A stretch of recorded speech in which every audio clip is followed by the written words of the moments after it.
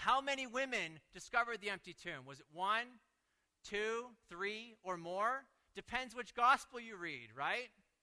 So the Apostle John, he names Mary Magdalene specifically in John 20, verse 1. He says this, "Now on the first day of the week, Mary Magdalene came to the tomb early while it was still dark, and he saw the stone had been taken away from the tomb." Now, this is actually a literary device. It's they apply it in Greco-Roman biographies. It's called spotlighting. John is zooming in. You guys have probably been to a play before. They got the spotlights going. There could be lots of people on stage, but the spotlight is on one person.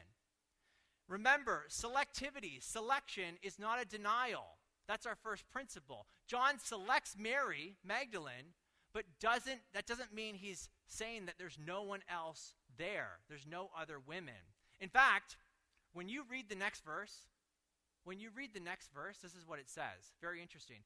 "So she ran and went to Simon Peter, the other disciple, speaking of John, the one whom Jesus loved, and said to them, 'They have taken the Lord out of the tomb, and we do not know where they have laid him.'" Who's the we?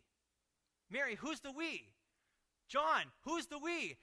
The we is the other women. So let's just put some women on the screen, okay? We don't know who those women are yet. Let's see who they are. Well, if we read the other gospel accounts, let's start with Matthew.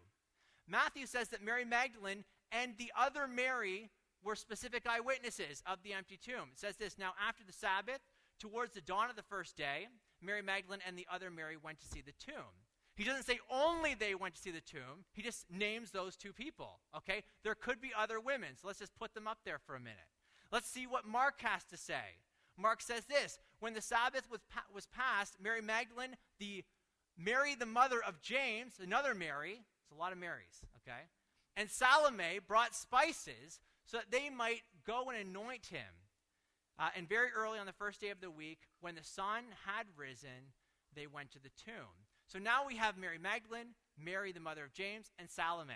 But we already know that other Mary is there too, according to Matthew. But maybe there's other women too. We don't know. Let's read Luke and find out. Luke's account doesn't conflict with the others, actually complements them by describing a larger list of women. Luke says this, "But on the first day of the week, at early dawn, they went to the tomb, taking spices that they had prepared." If you jump to verse 10, it says this, "Now it was Mary Magdalene and Joanna." Where'd Joanna come from, right? No one mentioned her before. Joanna and Mary, the mother of James. So she was listed in Matthew as well. "And the other women with them." The other women with them. So we already know who they are, at least Salome and that other Mary, right? And so we have here a list of women. Again, there's no contradiction here. There's no contradiction. We have at least 5 women named specifically. There may have been more. There's no contradiction. It's only a contradiction if you assume that selecting and naming individual women denies the other ones being there, okay? And that, I think, is a false expectation.